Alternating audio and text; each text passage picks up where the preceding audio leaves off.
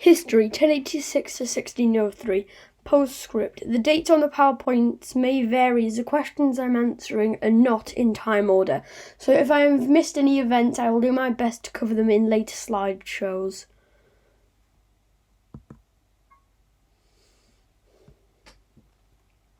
The Domesday Book, 1086.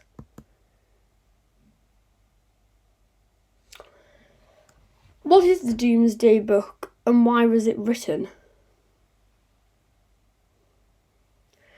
In 1085, William the Conqueror faced the greatest crisis of his life and reign.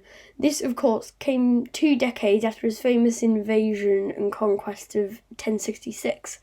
For the next 20 years, he and his Norman followers colonised England, but then in the 1080s, William's position as king began to look vulnerable.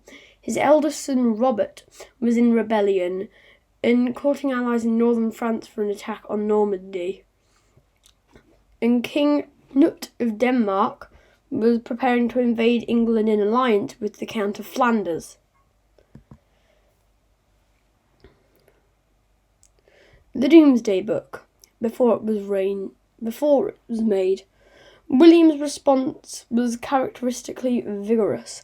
According to the Anglo-Saxon Chronicle, he mobilised the largest force of mounted men and infantry ever seen in England, compelled to his vassals to provision the army each in proportion to his land, and scorched the coastline to prevent his enemies from gaining a foothold, the kind of foothold that his own army found in 1066.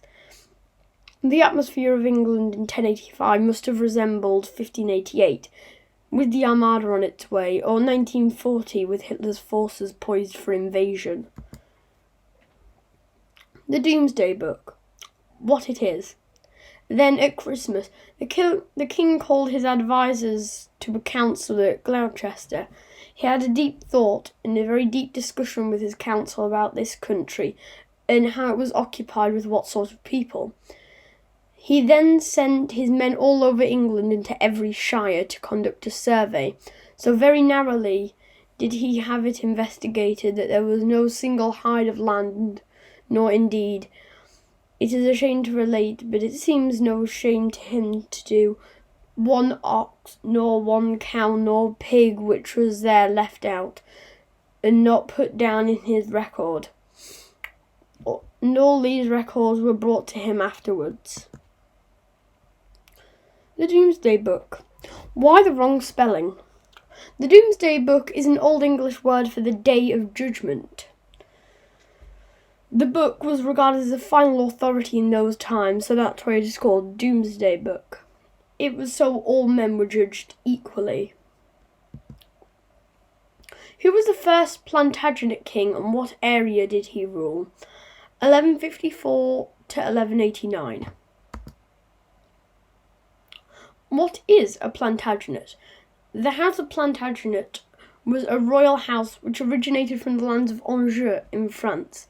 The name of Plantagenet is used by modern historians to identify 4 distinct royal houses: the Angevins, who were also counts of Anjou, the main body of the Plantagenets following the loss of Anjou, and the Plantagenets' 2 cadet branches, the houses of Lancaster and York. What area did the Plantagenets rule? The Plantagenet house ruled from Anjou, a west province in France, to the coast. They ruled part of France because the Plantagenets were formed of English royalty and the Counts of Anjou. They ruled through England up to the Scottish border. Who was the first Plantagenet king? Henry II is considered by some to be the first Plantagenet king of England. Richard of York, 3rd Duke of York, adopted Plantagenet as a family name in the 15th century. Plantagenest or Plantagenest had been a 12th century nickname for his ancestor Geoffrey, Count of Anjou and Duke of Normandy. Who was Thomas A. Becket and what happened to him? 1119 to 1170. Who was this Thomas A. Becket guy anyway? Thomas Becket, also known as St. Thomas of Canterbury, Thomas of London, and later Thomas à Becket, was Archbishop of Canterbury from 1162 until his murder in 1170. He is venerated as a saint and martyr by both the Catholic Church and the Anglican Communion.